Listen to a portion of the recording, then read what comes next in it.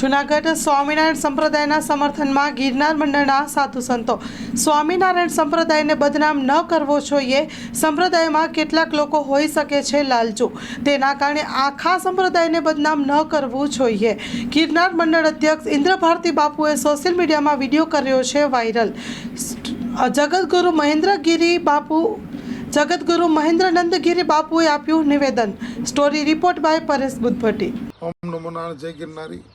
આજકાલ ન્યૂઝપેપરમાં અને સોશિયલ મીડિયામાં સ્વામિનારાયણ સંપ્રદાયના સાધુ દ્વારા જમીન કૌભાંડનું ખૂબ આવી રહ્યું છે।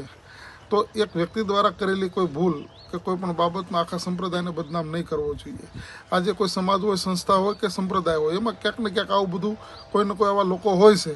તો એને લઈ અને આખો સંપ્રદાય, સમાજ કે સંસ્થાની સામે આંગળી નહીં સીંધવી જોઈએ। એવી જ રીતે સ્વામિનારાયણ સંપ્રદાય એમાં સ્વામિનારાયણ સંપ્રદાય આખો આવતો નથી। એમાં રહેલા અમુક લોકો એવા પણ હોય કે જે આવા કામ કરતા હોય, તો એ વ્યક્તિગત એ બાબત છે, કોઈ સાંપ્રદાયિક બાબત નથી। ઓમ નમો નારાયણ। ઓમ નમો નારાયણ પ્રભુ।